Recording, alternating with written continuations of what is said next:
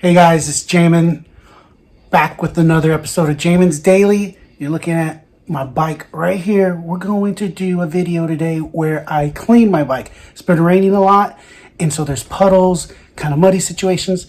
So it's definitely dirty. I'm going to show you. See behind me, I have my my tools that I'm going to use to clean it, and I'm going to show you now the. I'm going to try to at least see here. How do you turn this around? I think that's a photo. Oh, I think that's another photo. How do you do that? So as you can see, as I get close here, you'll start to see the dirt from the mud that's just been kicking up from riding it. Tires pretty dirty. I'll show you where it's really the most, where it really is collecting. It's right here, folks. Look at all that dirt and grime on the cranks in there. It's just no bueno. So we're gonna clean it. I'm gonna try to pull off one of those speed, you know, when the speed time-lapsed cleaning videos of the bike. So let's see how it goes.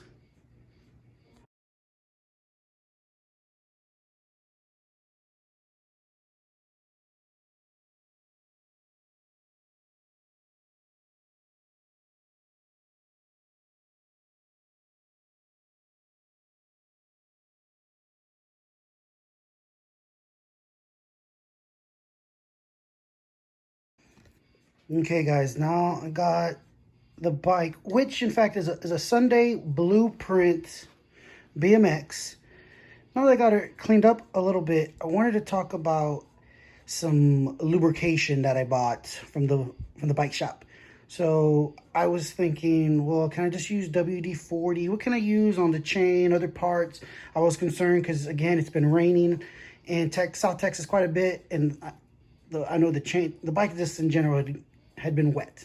And I patted it down, but it's metal. There's metal parts. It needs to be lubricated. So, Rock and Roll, the king of lubes, Gold, dramatically improves pedaling and shifting. This stuff was, I want to say 15 bucks, maybe $13.99 or something. And so we're gonna put some on and see what the big fuss is all about. Let's see here. So where can we put it? We can get some just there on some of the chain there, some of the chain like that. And we're gonna put some here and some there and some there. We're just gonna bathe this thing, guys, with this stuff. I don't see how you can go wrong. If I am, folks, manufacturers of this product, if I'm not doing it right, and perhaps I'm putting this stuff in places I shouldn't put it, I'm trying to think, where does this need to go? I'm thinking maybe not on the certain little, where it spins and there's some kind of friction, perhaps. I think that is where it could go. Just make sure we have it. I would imagine that your chain would be the number one place in which you'd want it to really just bathe it. Let's get it back in here. I don't think I did this part. All right there. Oh yeah, let's lube it up. All right, guys. I think, damn it, I almost impaled myself with the damn cap. But there we go. Let's turn her around here in a second and pose for some photos. See how pretty this bike is when I get back. Isn't she a beauty, guys? Welcome back to Jamin's Daily. I'm your host, Jamin. We're here admiring this eye candy of a BMX Sunday blueprint. Nice and cleaned up, shining, profiling. Look at these tires, guys. So cool, so cool. Now we're gonna try to put in some time lapse of when I was cleaning that, see if that works out. Improving my media skills, folks. Thanks for joining me on the ride. We're gonna add on a little bit of a quick podcast, talk about my adventures, because earlier today, you know, when you're doing BMX, you gotta go hardcore. You can't go slow. And I got a story on how I learned that today when we get back. Hey guys, I hope you're enjoying today's episode.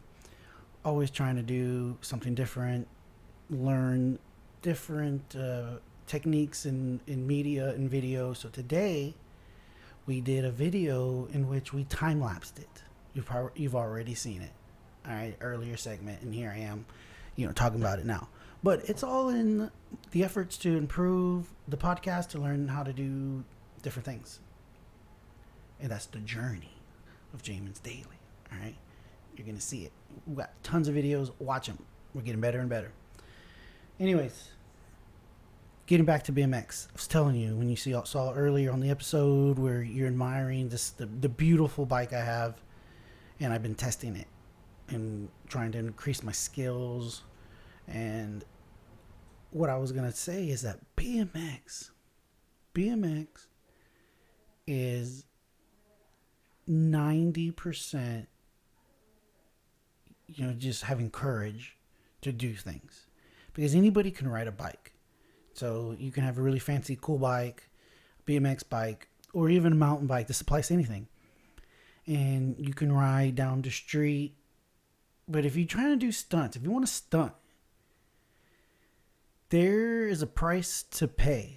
You go big or you go home, they say. And today and again, I've been riding now for about at least a month. I mean, I'm a beginner, basically, an amateur at 37, almost 38 years old.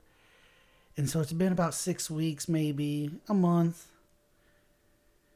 And I see improvements, one in my physical fitness, but then two in just my skills, the balance. Everything I looked into and what I read is that if you really want to do these different kinds of tricks and stunts on the bike, you have to have an amazing feel and balance for the bike itself. And that only comes with being on it and riding it a lot. And so that's what I've been doing. And there's different kinds of, how can you call it, obstacles to conquer, different skills. And riding on an edge and keeping balance on a bike is one of them. And so I've been doing that a lot on this concrete, I think you call them a calvert. It just sticks up on a from the sidewalk of a business. So there's grass, but then there's this big cemented, about maybe 2 foot high calvert of concrete. And so I've been getting on top of that on my bike and trying to ride on it, balance. And then it's always fun when you can jump off of it, land nice. And I think one of the first times that I really hurt my shin, because it was jumping off of that, and my foot slipped off the pedal. But now I bought some soccer shin splints, or shin protectors, shin pads. What do you call it? I never played soccer, but I bought those. And I wear them under my jeans, and man, it gives you more confidence. And that's what BMX is about as well, is got to have confidence to do things. So, moving along to the whole confidence and going big or going home. So I have, for a long time when I was doing this, it's not a drill. So part of my sessions, and this is what you call on BMX, is on in street, is so I'm riding this path, and there's this obstacle that presents itself to where I can get on it, balance over. The concrete thing is probably about this wide. It's like 8 inches, and it goes for about 10, 12 feet. And so I'm trying to ride that, stay on it, and then boom, come off of it, right? So you can imagine. Use your imagination, folks. So I've been doing that for a while. Well, recently, just recently, guys. So when I bought this bike, I just saw the receipt recently. It was like $370. And since then, I added a gyro on the handlebar so they can 360, in addition to pegs. And the pegs is really what came into play today, where ultimately, I mean, it was one of the biggest thrills I've had in a while. So, folks, I'm on this narrow concrete, and I had attempted this. I don't call it a trick. I just attempted this object that I was trying to ride along a couple of times, and with varying degrees of success. Obviously you're trying to get as far as you can. I don't know. A good one would be 6, 7, 8 feet before you're almost getting close to the end and you fall off, right? Or you jump off.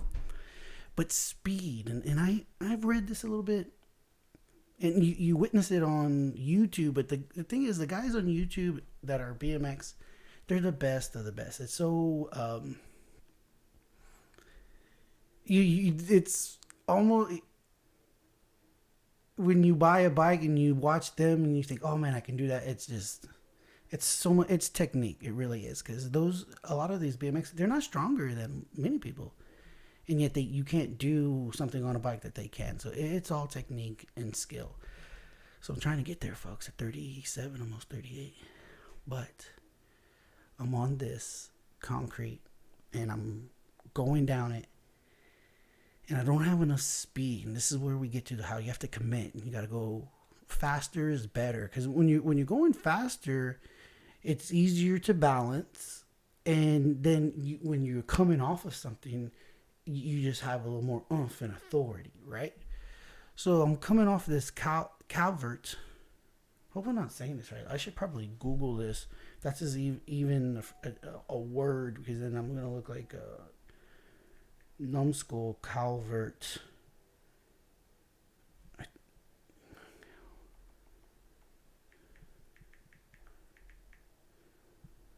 I don't even know what you call it, dude. I should put up a photo. Anyways, just imagine sidewalk, then about 2 feet of concrete that's about 6 inches wide, that's up against the earth from grass that's coming in, right? Anyways, I don't get enough speed, so when I try to jump off and dismount it, my back peg catches it, and this kind of stops the momentum, and I'm hung. You get hung on it, and man, I went over the handlebars, and it kind of caught my stomach. Got a little bit of a scratch on it, and I kind of was suspended. It wasn't just like whoom, quick, which was great. If it had been, I would probably be more injured. But the way I landed it, I was kind of like suspended on the wheel, and it came over. I fell into the bike lane of a busy highway, man. Like a car drove by at the same time that was probably only 3 feet away from me. It was pretty close, so that added to the whole experience. So I get up, and I'm thinking, holy smokes. And I swear to you, I'm slightly dazed. Mainly from closing your eyes, and when you close your eyes so hard, like, oh, and you're doing this, when you open them, it's like, whoa. So seeing some stars and counting my blessings. And so I get back, and I'm on my bike, and I'm riding. I'm thinking, this is what BMX is about. My heart's kind of racing. I'm thinking, and I'm in my mind, I'm debating with myself, or trying to persuade myself, thinking, listen, you gotta try this again. You can't just, I'm gonna play it safe and go home after having fallen on this stunt I attempted. You gotta try it again. And I'm not gonna lie to you guys, folks at home, ladies and gentlemen. I'm not gonna lie. When I had some doubt, I was like, I'm gonna have to do this. And so I talked myself, and I'm kind of proud. I talked myself into it. I'm like, okay, let's do it. Turned around, came up, gave myself, and at that time, I'm realizing, listen, you went too slow. That's why when you tried to dismount, you didn't have enough speed to get that back tire off, and it caught the peg, and you fell. So, and if I had enough speed, if I had enough momentum, and the back peg caught it, I would probably not fall as well. So it's about going a little bit faster, and I realized this. So I was like, all right, let's go for it. Attempted it with more speed. I more deliberately dismounted and came off of it. And when I pulled it off, folks, I was like, you yelled out one of those, woo! I was like, it was like I had scored a touchdown when I played football in high school. I scored a bunch, all right? So it was like one of those. Like, yeah, it doesn't happen all the time, but, it's something to get up for. And, man, it was thrilling. And at 37 years old, you don't get these thrills as often as I used to. So that's one of the cool things about this BMX. So when I pulled that off, conquering, there was some fear there, folks. That's the other thing about what this BMX is bringing to my life, is that it's allowing me to have opportunities to go for it and to conquer some fear, right? And that happened today, and when it did, and I conquered it, it was so sweet. It was so sweet. It was so sweet. So, thanks for sticking around, listening to my story, watching the improvements, learning on this media, that time lapse. Let me know if you like it. jaminsdaily@gmail.com. Don't forget that this podcast is brought to you by Sage Choice Insurance Agency. Give us a call, 361-400-2411. Till the next time, folks, remember, stick with us because the best is yet to come.